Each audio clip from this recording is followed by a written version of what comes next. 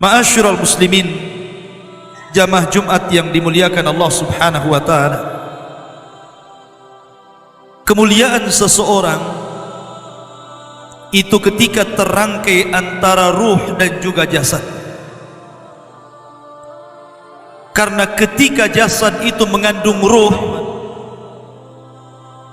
maka kita bisa lihat ketika mereka hidup di permukaan bumi,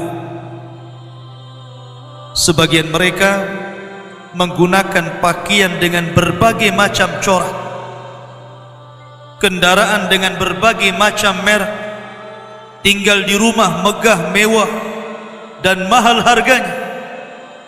Tapi ketika ruh itu dicabut dari jasadnya, maka jasad itu akan masuk di bawah tanah dan tidak ada kemuliaan sama sekali.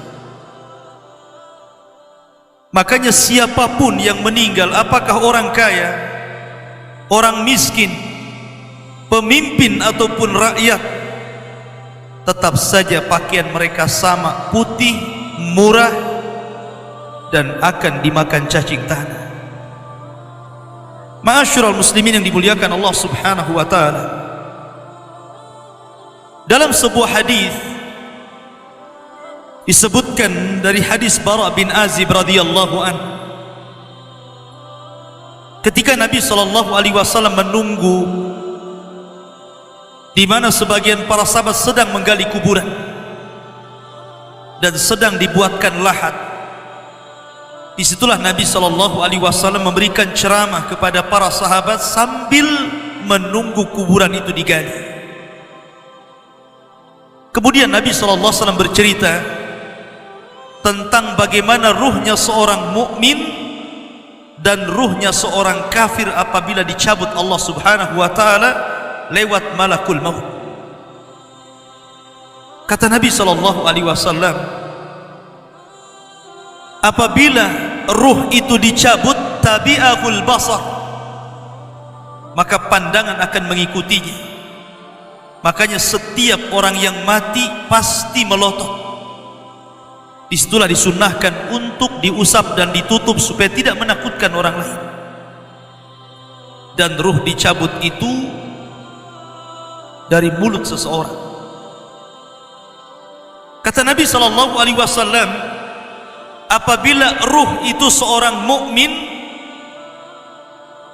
maka ruh itu akan dicabut dimulai daripada ujung-ujung jari tangan dan kaki, kemudian pelan-pelan naik sampai ke tenggorokan. Dari situlah kemudian ruh keluar daripada lisannya.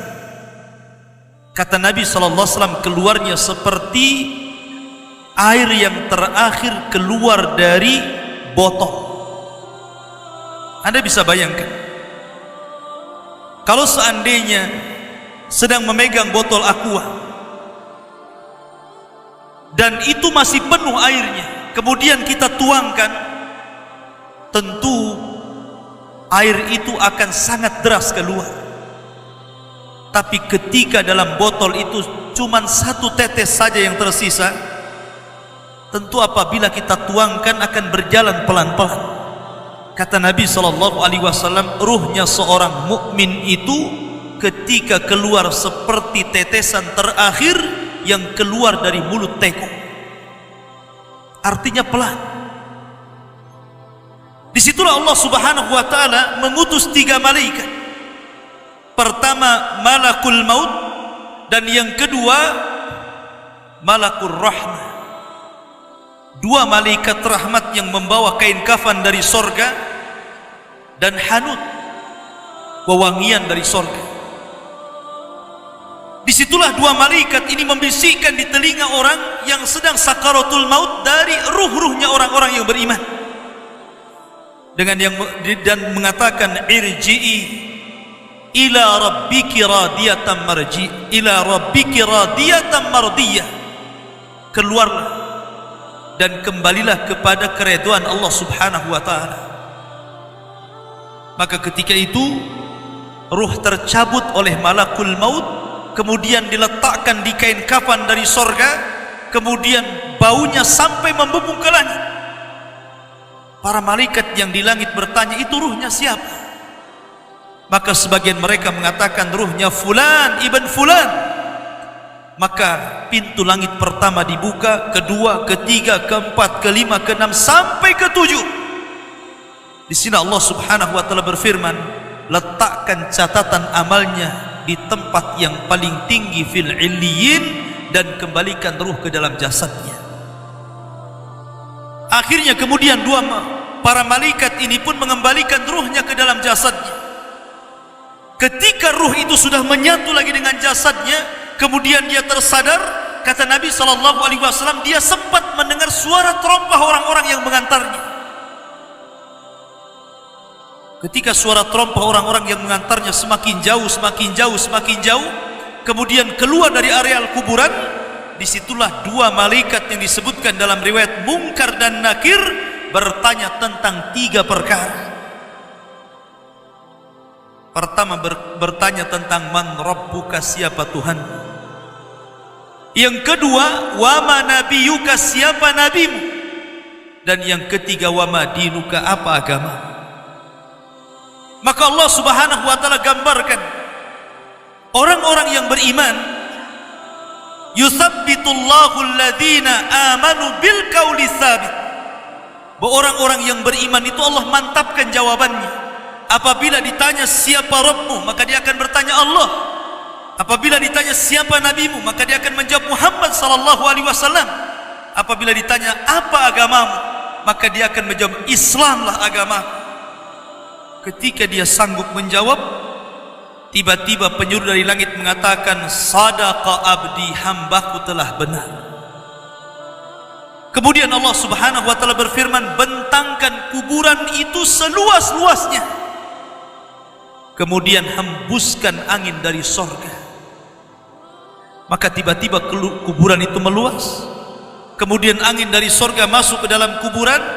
Disitulah datang seseorang yang sangat tampan sekali, yang sangat indah sekali, yang sangat luar biasa tutur katanya. Tiba-tiba datang kemudian mengajak bicara, ngobrol. Tanpa terasa kemudian kiamat sudah dibangkitkan. Maka orang ini bertanya, siapa kamu? Kenapa kamu asik sekali berbicara dan ngobrol dengan saya? Maka orang ini mengatakan, ana amaluka salih. Sayalah amal soleh, sayalah solat, sayalah puasamu, sayalah qiraatul Qur'anmu, sayalah birrul walidainmu, sayalah zikirmu, dan begitu seterusnya. Maka ketika itu dia berdoa kepada Allah Azza wa Jal, ya Rab aqimis sa'ah, ya Rab segerakan bangkitkan kiamat agar aku bisa kembali kepada harta dan keluargaku. Ini gambaran ruhnya seorang mukmin. Tapi gambaran ruhnya orang kafir berbeda tentunya dengan ruhnya orang mukmin. Kata Nabi SAW, ruhnya orang kafir itu dicabut seperti seseorang menancapkan pisau seperti cerulit ke dalam kambing wol, kemudian bulunya disiram oleh air. Ketika pisau yang berbentuk bengkok itu dimasukkan ke dalam bulu wol yang sangat tebal, kemudian bulu itu disiram air, kemudian dipaksa dicabut, maka tentu akan merontokkan seluruh bulu-bulunya. Begitulah gambaran Nabi SAW. Ruhnya orang kafir apabila dicabut seperti itu, akan merasakan sakit yang luar biasa. Disitulah kemudian diutus 3 malaikat, 1 malaikat maut dan 2 malaikat azab. Malaikat azab ini terus membentak-bentak ruh yang akan keluar itu dengan mengatakan, ukhruji ila sakhatin minallahi wa ghadabi, keluar engkau kepada kemarahan Allah Subhanahu wa taala dan kemurkaannya. Dari situlah ruh tidak mau keluar, tapi tetap saja oleh malaikat maut dipaksa keluar, sehingga dia merasakan sakarat, merasakan rasa sakit yang luar biasa. Maka setelah ruh itu dipaksa keluar, langsung kemudian malaikat azab memasakkan kain kapan dari neraka dengan bau busuk yang luar biasa, sehingga 1 pun malaikat yang di langit tidak berani mendekatinya. Akhirnya ketika ruh sudah masuk ke dalam kain kafan berbau busuk itu, malaikat hanya bisa saling melempar satu dengan yang lain. Tidak ada yang berani mendekat. Disitulah Allah Subhanahu wa ta'ala takdirkan dia tidak bisa naik ke langit. Jangan lagi langit kedua, ketiga, keempat, keenam sampai ketujuh. Langit pertama pun tidak dibukakan pintunya. Dan itulah isyarat Al-Quran, la tufattahu lahum abwabus sama wa la yadkhuluna al-jannah hatta yalijal jamalu fi sammil khiyam. Bahwa pintu langit tidak dibukakan kepada mereka. Kalaupun dibukakan kepada mereka, mustahil. Dan mereka tidak akan masuk ke dalam sorga sampai ada cerita unta masuk ke liang jarum, kata Allah. Lihat bagaimana tersiksanya ruhnya orang kafir ini, ruhnya orang munafik. Maka ruh itu kemudian dijatuhkan dari langit, kemudian masuk lagi ke dalam jasadnya dengan kondisi sudah patah, kesakitan, ibarat Anda jatuh dari ketinggian. Disitulah tiba-tiba ketika sadar, dua malaikat Munkar dan Nakir sudah membentaknya. Man rabbuka, siapa Rabbmu? Dia hanya mengatakan ha la adri, aqulu kama qala an-nas wa fa'altu kama fa'alan nas. Aku tidak tahu, aku tidak tahu. Aku hanya mengatakan apa yang dikatakan manusia, dan aku hanya berbuat apa yang aku lihat manusia berbuat. Hanya taklid, ikut-ikutan. Maka dia pun dipukul setiap salah menjawab dengan gada malaikat yang kalau diletakkan di gunung Uhud, hancur gunung Uhud itu, kata Nabi SAW. Kemudian ditanya tentang siapa nabinya, tidak bisa menjawab. Kemudian ditanya tentang apa agamanya, tidak bisa menjawab. Maka ketika itu datangkan laki-laki yang jelek, laki-laki yang tuli, laki-laki yang bisu, yang hanya di tangannya palu yang siap memukul-mukul dia sampai kiamat dibangkitkan. Ma'asyiral muslimin yang dimuliakan Allah Azza wa Jalla. Ketika itu ada seruan dari langit, an kadzdzaba 'abdi, hambaku telah berdusta. Sempitkan kuburannya, bukakan pintu ke arah neraka, biar hembusan-hembusan neraka masuk ke dalam kuburannya.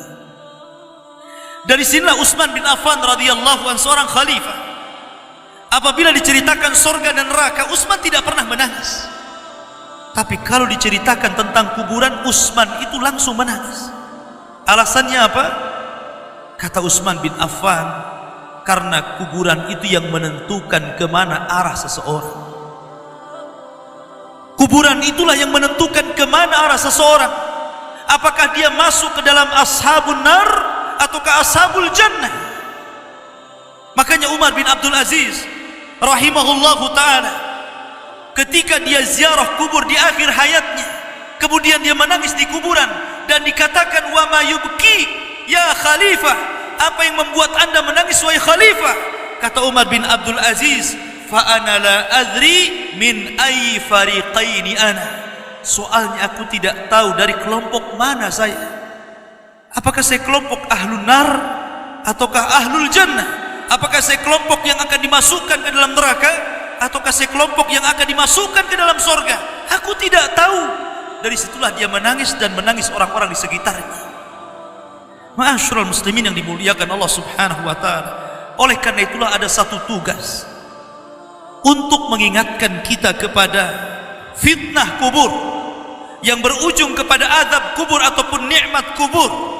Sebuah sunnah yang sudah langka dijalankan manusia, yakni ziyaratil kubur.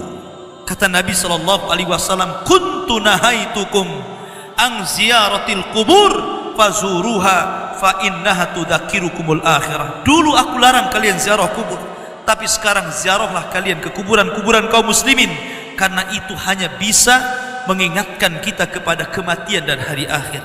Aqulu ma tasma'un, aqulu qauli hadza, innahu huwal ghafurur rahim.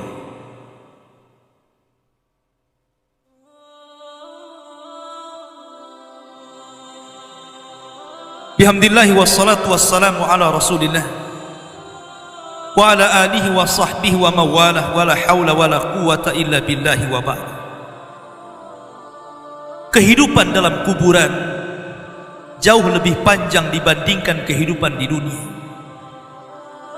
Nabi SAW bersabda, a'maru ummati baina sittina wa sab'in, bahwa usia umatku itu hanya berkisar 60 sampai 70 tahun saja. Sedikit yang lewat 70 tahun. Kalaupun ada usia yang sampai 100 tahun, itu sedikit sekali. Tapi kebanyakan di bawah 70 tahun, umumnya umat Rasul itu sudah meninggal dunia. Tetapi ketika orang masuk ke dalam kuburan, usia dia di kuburan sampai kiamat ditegakkan itu panjang sekali. Anda bisa bayangkan, orang yang meninggal sejak zaman Nabi Adam sampai hari ini kiamat tidak dibangkit-bangkitkan. Orang yang meninggal di zaman Rasul sudah 1440 Hijriah, itu dari hitungan hijrah Nabi SAW, sampai hari ini pun belum dikiamat-kiamatkan, menunjukkan bahwa kehidupan kuburan jauh lebih panjang dibandingkan kehidupan dunia. Dari sinilah maka wajar seorang mukmin harus takut dengan kehidupan kuburan. Ma'asyiral muslimin yang dimuliakan Allah Azza wa Jalla. Tetapi para ulama mengatakan, apakah orang yang mendapatkan azab kubur itu munqati atau mustamir, terus menerus ataukah terputus? Kata para ulama, azab kubur itu hanya terputus dengan tiupan sangkakala Israfil. Maka ketika alamat-alamat kiamat besar, munculnya Dajjal, kemudian Dajjal dibunuh oleh Isa bin Maryam, kemudian setelah itu muncul Ya'juj dan Ma'juj. Ya'juj dan Ma'juj tidak bisa diperangi dan dibunuh kecuali diadab oleh Allah Subhanahu wa ta'ala dengan dikirimkan ulat-ulat, itulah yang membunuh mereka. Kemudian Nabi Isa bersabda, berdoa kepada Allah agar bumi dibersihkan dari mereka, karena jumlah mereka banyak, 1:990 dari mereka dan 1 dari kita, sehingga setiap jengkal bangkai mereka ada bangkai di sampingnya, dan begitu seterusnya, seolah-olah bumi itu hanya penuh dengan bangkai Ya'juj dan Ma'juj. Sehingga Allah kirim burung-burung sebesar unta, kemudian dilempar tah kemana. Baru setelah itu Isa hidup beberapa tahun. Disitulah kehidupan yang paling indah, karena bumi dimunculkan barakahnya, sampai-sampai orang yang menanam sesuatu di tanah kering pun tumbuh dan subur. Baru setelah Isa bin Maryam meninggal dunia, kemudian manusia mulai menjauh dari agamanya. Setelah mereka jauh dari agamanya, diangkatlah Al-Quran, sehingga tidak ada satupun tulisan di dunia, sehingga orang yang hendak membacanya kosong Al-Qurannya, orang hendak mengeluarkan dari hafalannya lupa hafalannya. Ketika itu manusia mulai terpecah menjadi dua, antara mukmin dan kafir. Di saat itulah, ketika mereka tertidur di malam hari, kemudian bangun di pagi hari, matahari tidak muncul. Ditunggu sampai duhur, matahari tidak muncul. Ditunggu sampai asar, matahari tidak muncul. Harusnya matahari terbenam, tiba-tiba matahari justru terbit dari arah barat. Kejadian matahari terbit dari arah barat itu cuma 1 kali saja, 1 hari. Baru 2 hari setelahnya muncul binatang dari perut bumi dan bicara. Kerjanya hanya menstempel orang mukmin dan kafir. Maka ketika itu Allah Subhanahu wa ta'ala mengirim angin yang sangat dingin, membunuh orang-orang yang beriman dan membiarkan orang-orang fasik dan munafik, membiarkan orang-orang munafik dan orang-orang kafir, sehingga orang tidak malu maksiat di tengah jalan. Disitulah Allah Subhanahu wa ta'ala kirimkan api berasal dari Aden Yaman. Api ini tidak membakar manusia, tetapi menggiring sampai ke negeri Syam. Disinilah Nabi SAW bersabda, la taqumu sa'ah illa ala syiraril khalqi. Tidak mungkin tegak hari kiamat kecuali tegak di atas manusia yang paling buruk. Ketika itulah Nabi SAW menceritakan bahwa Allah Subhanahu wa ta'ala memerintahkan kepada Israfil untuk meniup sangkakala yang pertama. Disinilah adab kubur terputus, karena ketika itu seluruh orang mati, baik orang yang ada di atas bumi atau yang ada di bawah bumi, baik kalangan jin, baik malaikat, kecuali makhluk-makhluk yang Allah kehendaki saja, semua hancur. Dan Abu Hurairah radhiyallahu anhu menceritakan kehancuran bumi setelah tiupan sangkakala itu adalah 40. Bisa 40 hari, bisa 40 bulan, bisa 40 tahun. Yang jelas Allah hancurkan bumi ini. Allah luapkan lautan ke daratan. Allah jatuhkan bintang. Allah hancurkan gunung sehingga seperti kapas yang dihempas angin. Itulah yang disebut dengan kehancuran alam atau hari kiamat. Baru setelah kemudian bumi tidak bulat lagi, tapi bumi terhampar. Allah ganti bumi yang kita pijak dengan bumi yang baru. Itulah yang disebut dengan padang mahsyar. Maka disitulah Allah subhanahu wa ta'ala memerintahkan Israfil untuk meniup sangkakala kebangkitan. Yang kedua kalinya Israfil pun kemudian meniup sangkakala.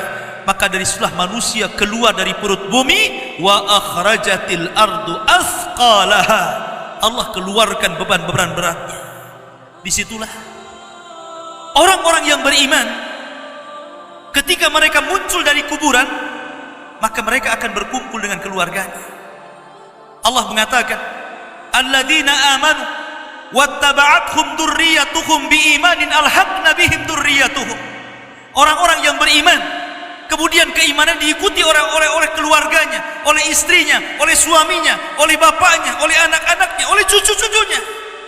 Maka ketika mereka dibangkitkan dari kuburan, mereka langsung berkumpul menjadi satu keluarga, dan itu sebuah ketenangan. Tapi orang-orang di luar daripada beriman, mereka keluar dari perut bumi seperti dua binatang. Pertama Allah contohkan dengan laron yang berterbangan. Anda bisa melihat laron apabila berjalan atau berterbang di atas lampu atau di sekitar lampu. Lihat bagaimana cara terbangnya. Mereka akan saling tubruk dengan kawan-kawannya. Karena pada hari itu anak lari dari orang tuanya, suami lari dari istrinya, orang tua lari dari anaknya. Terkadang mereka bertubruk satu dengan yang lainnya. Yang kedua seperti belalang kal jaradil muntashir.